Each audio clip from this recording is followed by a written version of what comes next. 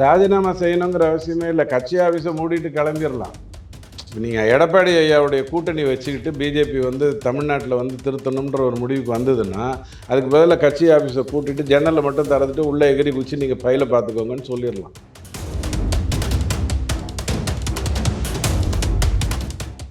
சும்மா ஒரு பதட்டத்தை ஏற்படுத்தி பிஜேபி மேலே ஒரு காழ்ப்புணர்ச்சி, வடக்கு மேலே ஒரு காழ்ப்புணர்ச்சி, அங்கே இருக்கிறவன்லாம் வந்து இங்கே இருக்கிறவனை ஆட்டி படைக்கிறான் அப்படின்னு சொல்லி ஒரு பக்கம் அண்ணாமலைக்கு பரிதாபப்படுற மாதிரி ஒரு தோற்றம்.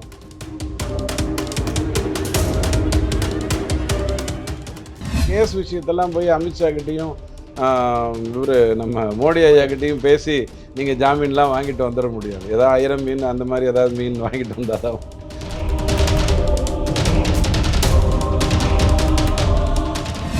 ஒரு கூட்டணியில் யார் இருக்கணும், அந்த கட்சி எப்படி செயல்படணும், அந்த கட்சியில் யாரை நகர்த்திட்டு வந்தால் நம்ம வந்து அலையன்ஸ் அமைச்சிடலாம், இப்படியெல்லாம் பிஜேபி சிந்திக்கவே சிந்திக்காது.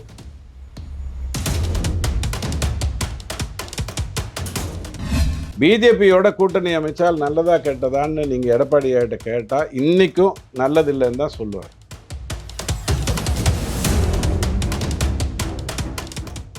முடக்குவாதம் பேசிக்கிட்டே பேசிக்கிட்டு இருந்துட்டு அதுக்கப்புறம் கூட்டணின்னு ஒன்று நடக்கும், அதில் ஜெயிப்பாங்கன்னு நினச்சா முட்டாள்தனம். 2024 எடப்பாடி ஐயா எடுத்த முடிவு மிகவும் தவறான ஒரு முடிவு.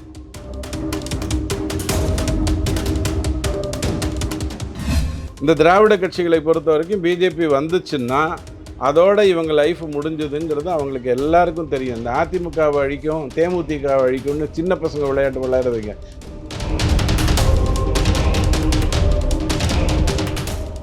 எடப்பாடி ஐயாவோட போன முறை சீமான் ஐயா போய் பேசிட்டு வந்தார். பேசிட்டு வந்து என்ன சொன்னார்? பிரபாகரனை பற்றி நான் பேசுவேன், அதை எடப்பாடி ஒத்துப்பாரா அப்படின்னு கேட்டார். ஒரு கூட்டணி பேசுறதுக்கு இதில் ஏதாவது சம்பந்தம் இருக்கா?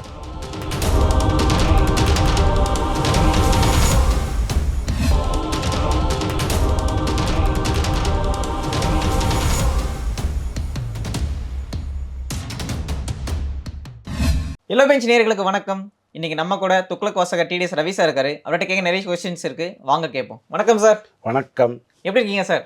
நல்லா இருக்கேன், ரொம்ப மகிழ்ச்சியாக இருக்குது. நிறைய பொய்லாம் செய்திகளாக வருது, அதெல்லாம் பார்த்துட்டு நீங்களும் ரொம்ப பதட்டத்தில் இருக்கீங்க. சார் இப்போ மீடியாவில் அதுதான் சார் பேசிட்டு இருக்காங்க. அண்ணாமலை வந்து மாற்றப்படுவாரா அப்படின்ற கொஸ்டின்ஸ் வந்து மிகப்பெரிய கொஸ்டின்ஸாக வந்திருக்கு. ஏன்னா அவரும் ப்ரெஸ் மீட்டில் வந்து நான் தொண்டனை கூட வேலை செய்வேன் அப்படின்னு சொல்கிறது, இது வந்து ஒரு வீகமாக நிறைய பேர் பேசிகிட்டு இருக்காங்க. தெலுங்கானாவில் இந்த மாதிரி ஒரு தவறை செய்துட்டு பிஜேபி வந்து பாடம் கற்றுக்குச்சு. தெலுங்கானாவில் இந்த முறை ஆட்சி பிஜேபி தான் அமைச்சிருக்கணும். பஞ்சாயத்து தேர்தலில் வந்து பெரிய அளவில் வெற்றி பெற்றாங்க. அதற்கப்புறம் அங்கே இருக்கக்கூடிய தலைவரை நிறைய மூத்த தலைவர்கள்லாம் இருப்பாங்க இல்லையா, அவங்கெல்லாம் சொல்கிறத கேட்டு மாற்றி கடைசியில் தெலுங்கானா பிஜேபிக்கு இல்லாமல் போச்சு. ஸோ அந்த மாதிரியான ஒரு தவறை செய்கிறதே தப்புன்னு நினைக்கிற பிஜேபி அதை திரும்ப செய்யுங்கிற நம்பிக்கை யாருக்கும் இருக்கக்கூடாது. இது சும்மா ஒரு பதட்டத்தை ஏற்படுத்தி பிஜேபி மேலே ஒரு காழ்ப்புணர்ச்சி, வடக்கு மேலே ஒரு காழ்ப்புணர்ச்சி, அங்கே இருக்கிறவன்லாம் வந்து இங்கே இருக்கிறவனை ஆட்டி படைக்கிறான் அப்படின்னு சொல்லி ஒரு பக்கம் அண்ணாமலைக்கு பரிதாபப்படுற மாதிரி ஒரு தோற்றம், ஒரு பக்கம் வந்து அதிமுகவை சாப்பிட்ரும் பிஜேபி, பத்தையா ஒவ்வொருத்தரையாக வர சொல்லுது, அங்கே பேச சொல்லுது, கட்சி தலைவரையே மீறி செய்ய சொல்லுது அப்படின்ற மாதிரி கதை புருடாலாம் விட்டுட்டு, இன்னொரு பக்கம் அதிமுகவுக்கும் பிஜேபிக்கும் ஒரு அண்டர் கரண்ட் இருக்குது, அதனால் நீங்கள் போனீங்கன்னா சிறுபான்மையினரை அவங்க வந்து உங்களை முடிச்சு போடுவாங்க, எங்கிட்ட வாங்க நான் முடிச்சு போடுறேன் அப்படிங்கிற மாதிரி ஒரு தோற்றத்தை வேலை இல்லாத, திறமை இல்லாத, வாய்ப்புகள் இல்லாத, சூழ்நிலைகள் இல்லாத திமுக வந்து செயல்பட்டு கொண்டிருக்கு. இதுக்கெல்லாம் பதில் சொல்கிறது கூட தவறுங்கிற அடிப்படையில் நம்ம இந்த கேள்வியை அணுகணும். அவரை மாற்றுவதற்கான சாத்தியங்கள் இல்லை. சரி, இப்போ பிஜேபியை பொறுத்தவரை அண்ணாமலை வந்து ஒரு முக்கியமான பொசிஷன் இருக்காரு. அதாவது தமிழ்நாட்டுடைய மாநில தலைவர் அப்படின்னும் போது அவருடைய ரெண்டாவது கட்ட தலைவர்களாக இருக்கிற முக்கியமான தலைவர்கள் வந்து இப்போ அதிமுக கூட்டணி வந்து ரொம்ப ஸ்ட்ராங்காக வேணும், அந்த தலைவர்களை வந்து அவங்க பர்சனலாக கூட்டிகிட்டு போய் ஒரு ஃபினான்ஸ் மினிஸ்டரை சந்திக்க வைக்கிறது அண்ணாமலையுடைய பொசிஷனை கொஷின் பண்ணல. யார் வந்து டிக்கெட்டை வாங்கி செங்கோட்டையனை கூப்பிட்டு போய் நிர்மலா சீதாராமன்ட்ட உட்கார வச்சாங்க, பிஜேபி தலைவர்களை உட்கார வச்சாங்க? அடிப்படையில் ஒன்று புரிஞ்சுக்கோங்க, பிஜேபியை பொறுத்த வரைக்கும் காரியகர்த்தாக்கள் தான். அங்கே வந்து யாருக்குமே வந்து இந்த பதவி அந்த பதவி, இந்த பொறுப்பு அந்த பொறுப்புன்னு தனித்து கொடுக்கறதுனால எந்த மாற்றங்களும் வராது. நம்பர் 1. நிறைய பேர் ஆர்எஸ்எஸ் சம்பந்தம் இல்லாமல் பிஜேபிக்குள்ளே இப்போ வந்திருக்கிறதுனால சில பேர்கள்லாம் நீங்கள் சொல்கிறீங்க. அவங்களும் பிஜேபிக்குள்ளே வந்ததுக்கப்புறம் என்ன பண்ணணுமோ அதுக்கேற்ற மாதிரி தான் நடந்துப்பாங்க. அதில் எந்த மாற்றம் யாராக இருந்தாலும் நான் ஒன்று சொல்கிறேன் கேட்டுக்கோங்க. அண்ணாமலையை மாற்றணும்னு சொன்னால் அந்த முடிவை எடுக்க வேண்டியது இன்னைக்கு இந்த நிமிஷத்தில் அங்கே இருக்கிற நட்டா. நாளைக்கு நட்டாவை மாற்ற போகிறாங்க. காரணம் இந்த கட்சியில் தலைவர் மாற்றம்னு ஒன்று வரணும். வரப்போகிறது ஒரு ஆர்எஸ்எஸ்லேருந்து சீனியர் பர்சன் வரப்போகிறாருன்ற அளவுக்கு உண்மையான பேச்சுகள். தகவல்கள் இருந்துகிட்ருக்கு. ஸோ அவர் வந்ததுக்கப்புறம் தான் எந்த ஒரு முடிவும் எடுக்க போகிறாங்க. ஒரு கூட்டணியில யார் இருக்கணும்? அந்த கட்சி எப்படி செயல்படணும்? அந்த கட்சியில யார நவுத்திட்டு வந்தா, நம்ம வந்து அலையன்ஸ் அமைச்சிரலாம். இப்படியெல்லாம் பிஜேபி சிந்திக்கவே சிந்திக்காது. உங்களுக்கு ஒரு உதாரணம் சொல்றேன். பீகார்ல வந்து நிதிஷுக்கு ரொம்ப இணையாக அங்க சுஷில் மோடி வந்து செயல்பட்டுட்டு இருந்தார். ஆனா, ஒரு கட்டத்தில அவரை வந்து அப்படியே சப்டியூ பண்ணி ஏன்னா நிதிஷ் உண்மையிலேயே ரொம்ப நேர்மையானவர். ஸோ நேர்மையானவர ஹேண்டில் பண்றதுங்கிறது வேற. சம்மந்திய வச்சு, மாமன் மச்சான வச்சு, பசங்கள வச்சுட்டு திருட்டுத்தனம் பண்ற கட்சிகளுடைய தலைவர்கள்ங்கிறது வேற. ஸோ பீகார பொறுத்தவரைக்கும் அந்த முடிவு எடுத்தது. நிதிஷுக்கு இன்னைக்கும், நாளைக்கும் தேர்தல்ல நிதிஷ் தான் முதலமைச்சராக பிஜேபியுடைய ஏதாவது என்டிஏலிருந்து சொல்லுவாங்க. மகாராஷ்டிராலயும் இதுதான் நடந்தது. பட்நாயக்க வந்து பேசி சரி பண்ணியிருந்திருக்கலாம். அல்லது அவரை தகர்த்திருந்திருக்கலாம். இத்தனை வருட காலம் அங்க இருந்திருக்கணுங்கிற காத்திருந்திருக்கணுங்கிற அவசியமே பிஜேபிக்கு இல்ல. அதை எப்படி அழகா ஹேண்டில் பண்ணாங்கங்கிறது உங்களுக்கு நல்லா தெரியும். அப்படித்தான் செய்யுமே ஒழிய, இவரு எடப்பாடி ஐயாவுக்கு வந்து ஒரு இடைஞ்சலை குடுத்து, அங்க வந்து நெறைய பேர அனுப்பிச்சு, ஆவிகள், பேய்கள், பூதங்கள் எல்லாம் அனுப்பிச்சு அவர பயமுறுத்தி, அங்கேருந்து ஒரு ஆள கூட்டு வந்து நடத்துறது, இந்த முட்டாள்தனத்தெல்லாம் செய்யாது. அன்னைக்கு அவரு போய் அமித்ஷா ஐயாவ சந்திக்கும்போது, அவர் என்னத்துக்காக சந்திச்சாருன்னு காரணங்கள உங்ககிட்ட சொல்லியிருக்காரு. பிஜேபி அன்னைக்கு இவரு அமித்ஷா வந்து ஒரு ட்வீட் போட்டாரு அப்படின்ன உடனே, அந்த ட்வீட்டு எடப்பாடி சம்மந்தப்பட்டதுன்னு எல்லாரும் தவறான தகவல குடுத்துக்கிட்டு இருக்கீங்க. அன்னைக்கு பாராளுமன்றத்தில அவர் பேசினது தான் ராத்திரி ட்வீட்டா வந்தது. அன்னைக்கு பாராளுமன்றத்திலேயே அவர் பேசிட்டாரு. நல்லா ஸோ புரிஞ்சுக்கங்க. அதுக்கடுத்து நடந்த டைம்ஸ் நவோட மீட்ல பிஜேபி அதிமுகவோட கூட்டணி பேச்சுவார்த்தை நடக்குதுன்னு அவரே சொன்னார்ல. கண்டிப்பாக எந்த கட்சியோடையும் கூட்டணி பேச்சுவார்த்தைங்கிறது எலக்ஷனுக்கு முன்னாடி நடக்கும். எலக்ஷனுக்கு அப்புறம் நடந்தா தான் தப்பு. எலக்ஷனுக்கு முன்னாடி ஒழுங்கா நடக்கும். எப்போதுமே நடக்கும். அதை சொல்லும்போது அவர் நெறைய விஷயங்கள சொன்னாரு டைம்ஸ் நௌல. தமிழ்நாடு எப்படி இருக்கு? எப்படி சீரழிஞ்சிருக்கு? திராவிட கட்சிகளால எவ்வளோ மோசமான நிலைமையில இருக்கு? குறிப்பா திமுக எப்படி வந்து மொழி விஷயத்த பயன்படுத்தி நெறைய தவறுகள் பண்ணுது? ஸ்டாண்டர்ட் ஆஃப் இளைஞர்களுடைய ஸ்டாண்டர்டே எவ்வளோ தூரத்துக்கு குறைச்சிருக்கு?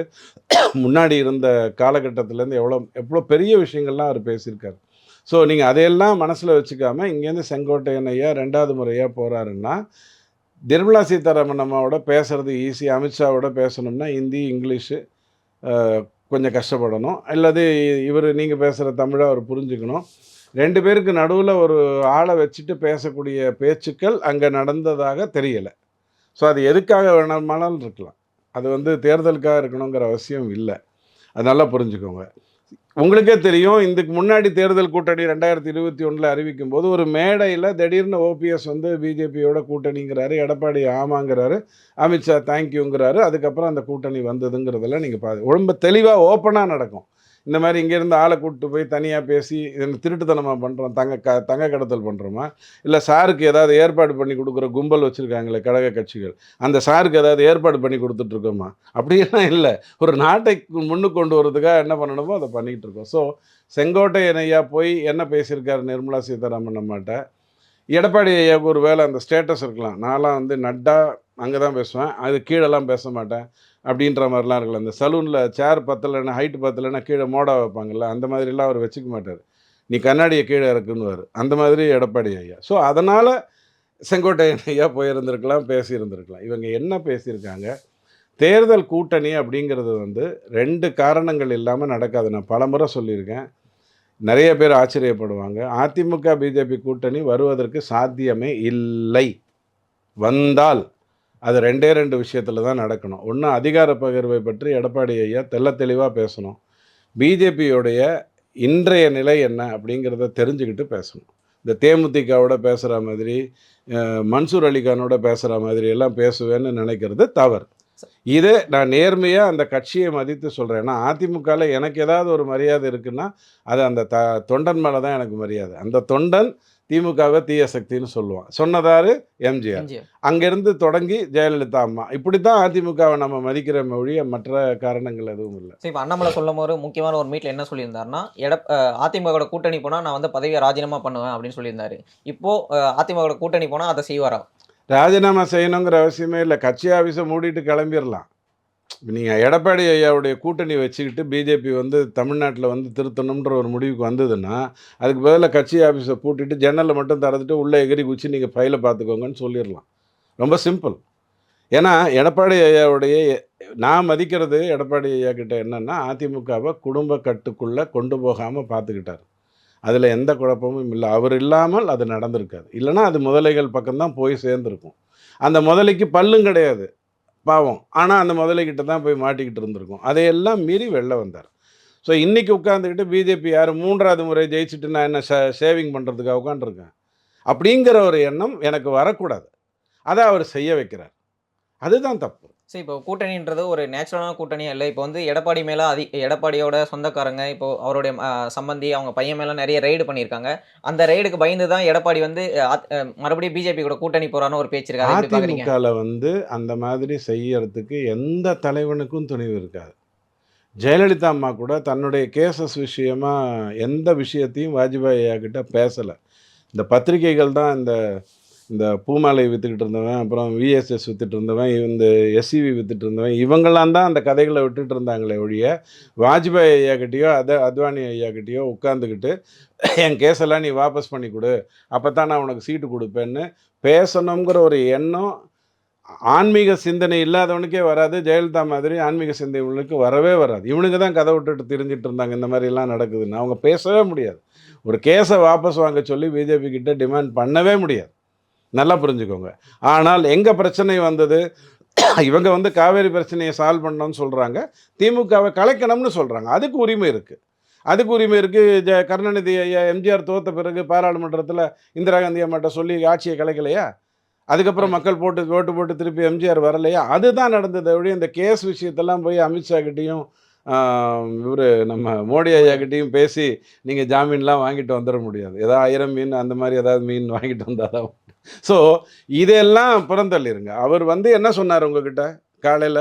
நான் தமிழக ஆஹா. வளர்ச்சிக்காக பேச போனேன்னாரு. அத்தோட நிறுத்திக்கோங்க. இந்த சம்மந்தி மேட்டர்லாம் பிஜேபியில பேசி பிரயோஜனம் இருக்காது. சரி, இப்போ அதிமுக பொறுத்தவரையும் அவங்க வந்து அதிகமா டிவிகேவையும் இப்போ வந்து திமுகல இருக்கிற கூட்டணி கட்சிலாம் எதிர்பார்த்திருந்தாங்க. அவங்க இனிமேல் வரவே மாட்டாங்க அப்படின்னு தெரிஞ்சுச்சு. அதனால தான் அவங்க பிஜேபி நோக்கி நகர்ந்திருக்காங்க அப்படின்னு சொல்லப்படுது. ஒரு ஃபுல் ஸ்டாப் போட்றாதீங்க. அத அப்படியே கமாவா போடுங்க. உங்களுடைய முதல் கேள்விக்கான பதில் அதுதான். அதிமுகவுக்கு விஜயோட போறது ரொம்ப சேஃபு.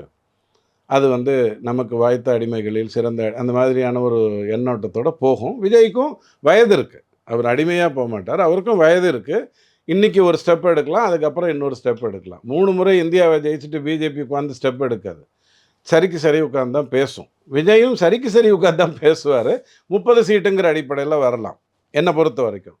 ஸோ விஜய வர வைக்கிறதுக்காகத்தான் எடப்பாடி ஐயா 2 காரணத்துக்காக தான் எடப்பாடி ஐயா டெல்லிக்கு போனார். அவர் சொன்ன ஒரு காரணத்த நீங்க வச்சுக்கோங்க. அதை பற்றி எனக்கு அக்கறை இல்ல. ஒரு தமிழக எதிர்க்கட்சி தலைவர் சொல்றாருன்னா, நானும் நீங்களும் கேட்டு தான் ஆகணும். அந்த நியாயத்துக்கு நான் கட்டுப்படுறேன். ஆனா அவர் போனது 2டே காரணத்துக்காக. அதிமுகல இருந்த குடைச்சல்ல, "ஐயா நான் போய் பிஜேபியோட பேசுறேன் ஐயா. உங்களுக்கு என்ன ஒருத்தர் பிஜேபியோட பேசணும் பேசணும். அவ்வளோதானே? பேசுறேன் ஐயா." இது ஒரு காரணம். 2வது விஜய் வந்து ரொம்ப பயங்கரமா கன்ஃப்யூஸ் ஆறாரு. புது புது அறிவாளிகள் அங்க போகும்போது, அவரு அந்த பயங்கரமா குழம்பி தென்னை மரம், வாழை மரமாயி, வாழை மரம் வேப்ப மரமாயி அப்படிலாம் கன்ஃப்யூஸ் ஆகுது. நாங்க போய் பேசி முடிக்க போறோம்ங்கிறது வந்து விஜய்க்கு ஒரு த்ரெட்ட குடுக்கலாம். இது நியாயமான ஒரு விஷயம் தான். செஸ் ஆடுற மாதிரியான ராஜதந்திரம் தான், பெரிய விஷயம் இல்ல. அப்படித்தான் எடப்பாடி ஐயா போயிருக்காரு. ஆனா போன இடத்துல என்ன நடந்ததுங்கிறது தெரியாது. ஒரு 1/2 மணி நேரமோ, 20 நிமிஷமோ தனியா நடந்த மீட்டிங்ல என்ன பேசி என்ன புரிஞ்சதுங்கிறது தெரியாது. 2023லயும் இதே மாதிரி தான் பாராளுமன்றம் திறக்கும் பாராளுமன்றத்தில ஒரு சிறப்பு கூட்டம் நடக்கப்போகுது, புது பாராளுமன்றத்தில அப்படின்னும்போது, அ எடப்பாடி ஐயாவும், அமித்ஷாவும் பேசினாங்க. பேசிட்டு வெளில வந்து தான் அண்ணன் தப்பு பண்ணாரு. நேரா கூட்டணிய முறிச்சுக்கிட்டு போனாருங்கிறதெல்லாம் நீங்க பார்த்துருக்கீங்க. அடிப்படையில அதிமுக தொண்டர்களுக்கு ஒரு அக்கறை இருக்கு. அதில இருக்கக்கூடிய மூத்த தலைவர்களுக்கு ஒரு அக்கறை இருக்கு. ஆனா, பொதுச் செயலாளர் என்ன முடிவு எடுக்கிறாரோ, அதுதான் முடிவாகும். பொதுக்குழு, செயற்குழுலாம் கையெழுத்து போடும். அல்லது அவங்க தான் முடிவு எடுத்தாங்கன்னு கதை விடுவாங்க. அதெல்லாம் ஒரு பக்கம் வச்சுக்கோங்க. பிஜேபியோட கூட்டணி அமைச்சால் நல்லதா, கெட்டதான்னு நீங்க எடப்பாடி ஐயாட்ட கேட்டா, இன்னைக்கும் நல்லதில்லன்னு தான் சொல்லுவார்.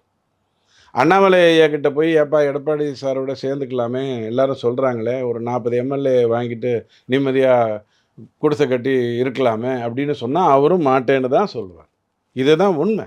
ஆனால் இவங்க எல்லாருமே லைக் மைண்டட்ன்னு ஒண்ணு எடுத்துக்கோங்க. சம்பந்தமே இல்லாத ஒரு மமதாவும், கெஜ்ரிவாலும், இவரு நம்ம யெச்சூரியும் காங்கிரஸும் மோடியை அகற்றணுங்கிறதுக்காக ஒரு கூட்டணியை அமைக்கும் பொழுது நியாயமான காரணம் இருக்கு. திமுகங்கிறது 1,50,000 கோடி 2 பேர்கிட்ட போகுது. 1,50,000 கோடி 5 வருஷத்துல 2 பேர்கிட்ட போகுதுன்னா, அவங்க எதை வேண்டுமானாலும் செய்ய முடியும்.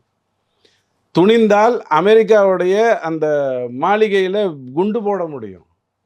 இவ்வளவு பெரிய பணம் 2 பேர்கிட்ட போச்சுன்னா, எதை வேண்டுமானாலும் செய்ய முடியும். 100 சேர காப்பாத்த முடியும். இன்னும் 1000 சேர குட்டி போட வைக்க முடியும். இது ஆபத்தானது. நம்பர் 1. பிஜேபிக்கு எங்கேயாவது ஒரு அக்கறை இந்த திமுக மேல திடீர்னு இந்த திமுகவை அகற்றணும் அப்படிங்கிறதுக்காக அமித்ஷா வந்து பாராளுமன்றத்திலயோ, அல்லது நீங்க சொல்ற டைம்ஸ் நவ்லயோ, அல்லது எடப்பாடியோட தனியா சைகையில பேசிக்கிட்டு இருந்தபோதோ, அவருடைய அக்கறை என்னவாக வந்தது அப்படின்னு கேட்டிங்கன்னா, இந்த திமுக ஆபத்தான ஒரு வேலையை செஞ்சுக்கிட்டு இருக்கு. இந்த மொழி ஆர்வம் கதையை சொல்லி மறுசீரமைப்பு சம்பந்தம் இல்லாம பேசி ஆபத்தான ஒரு விஷயம் நடக்கு. இது உடனே அகற்றப்பட வேண்டும்.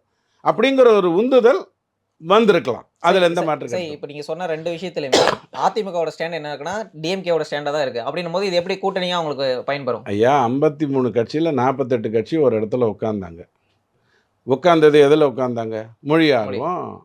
நான் delimitation. மாமா பையனுக்கு மொய் எழுத வந்தேன். நீ அத்தை பொண்ணுக்கு மொய் எழுத வந்த. 2 பேரும் சோத்த சாப்பிட்டோம், கிளம்பி போனோம். இது ஒரு தவறே கிடையாது. இந்த திராவிட கட்சிகளை பொறுத்தவரைக்கும் பிஜேபி வந்துச்சுன்னா, அதோட இவங்க லைஃப் முடிஞ்சதுங்கிறது அவங்களுக்கு எல்லாருக்கும் தெரியும். இந்த அதிமுகவை அழிக்கும், தேமுதிகவை அழிக்கும்னு சின்ன பசங்க விளையாட்டு விளையாடுறதுங்க. திமுகவோட சேர்த்து இந்த திராவிட சித்தாந்தத்தையே அழிச்சிட்டு தான் தூக்கி போடணும். அதுதான் வேலை, அதுதான் செய்யணும். வேற வழியே கிடையாது. ஆபத்தான ஒரு நிலைமையில் நோக்கி போயிட்டுருக்கு. பிரிவினைவாதிகளோட தேவையில்லாத விஷயங்கள் போயிட்டுருக்கு. டீப்பா பேசணும்னா ஒரு வரியில சொல்றேன். கிழக்கு மாவட்டங்களும், மேற்கு மாவட்டங்களும் வளர்ச்சி அடையாம இருக்கிறதுக்கு மிகப்பெரிய காரணம் இருக்கு. கடலோர பகுதிகள். ஒரு குறிப்பிட்ட மதத்தை சார்ந்தவர்களுக்கு அது போய் சேரணும். அந்த இடம் நலிந்து இருந்தா தான் அந்த இடத்துல தேவதூதர் வந்து உங்களுக்கு நல்லது பண்ணுவாரு. அதை நலிந்திருந்த நிலையிலேயே வைக்க வேண்டும்ங்கிற எண்ணம் எல்லாம் இருக்கு. ரொம்ப ஆபத்தான ஒரு நிலைமையை நோக்கி இந்த பிரிவினைவாதம் போகுது. முரசொலியோ, தினகரனோ படிச்சு தெரிஞ்சுக்கக்கூடிய ஒரு விஷயங்கள் இல்ல. அதனால சீரியஸா எடுத்துக்கோங்க. அதிமுகவோட ஒரு கூட்டணி வேணும், அல்லது எல்லா கட்சிகளும் சேர்ந்து ஒருமித்த கூட்டணி வேணும் அப்படின்னு அமித்ஷா நினைப்பதற்கு முக்கியமான காரணம், ஏன்னா அவருக்கு 4000 வேலை இருக்கு. ஆனால் இவங்க திமுக ஆபத்தான பாதையை நோக்கி போறாங்க. இதை இப்ப கட்டுப்படுத்தலைன்னா அடுத்த 10 வருஷத்துல ஜெயிச்சுக்கலாம். ஒண்ணும் பிரச்சனை இல்ல. நாம நாட்டை ஆளுகிறோம். 18 மாநிலங்கள்ல நாம தான் ஆண்டுட்டுருக்கோம். பஞ்சாபையோ, வெஸ்ட் பெங்காலையோ, கேரளத்தையோ, தமிழ்நாட்டையோ மட்டும் நம்ம கால் வைக்காதுங்கிறதுனால பெரிய பாதிப்பு ஒண்ணும் வந்துற போறதில்லன்னு விளையாட்டா எடுத்துக்கக்கூடிய பொசிஷன்ல இன்னைக்கு அமித்ஷா இல்ல. சரி, இப்போ டிஎம்கேவோட பொசிஷன் வந்து நீங்க வந்து இப்போ டிஎம்கே கட்சி வந்து ஆட்சியிலிருந்து எடுக்கணும் அப்படின்னு சொல்றீங்க. அப்படின்னும்போது இப்போ அதிமுகவும் ஆட்சியிலேருந்து எடுக்கணுங்கிறதெல்லாம் இல்ல. உள்ள போக வேண்டியவன் உள்ள போகணும், வெல்ல வேண்டியிருக்கணும் வெளில இருக்கணுங்கிற அளவுக்கு தான் அதை யோசிக்கிறோம். சரி, இப்போ அந்த பொசிஷன்ல வந்து ஆட்சியிலேருந்து அவங்கள எடுக்கணும். முக்கியமான விஷயம் அவங்கள ஆட்சியிலேருந்து அகற்றணும்னாலே, நீங்க வந்து இப்போ பிஜேபி, அதிமுக கூட்டணி அமையணும் அப்படின்னு நெறைய பேர் பேசுறாங்க. அப்படின்னும்போது கூட்டணி அமையும்போது வந்து சீட் ஷேரிங் இருக்கும்ல. அப்போ வந்து பிஜேபி பெருசா வளர்ந்துருக்காங்க. அதிமுக தேய்மானத்துல இருக்காங்க. இப்போ வந்து பவர் ஷேரிங்க்கு வந்து அதிமுக வருவாங்களா? செப்டம்பர் 2023க்கு முன்னாடி நான் பேசிட்டு இருந்தபோது, அதிகார பகிர்வை பற்றி பேசல.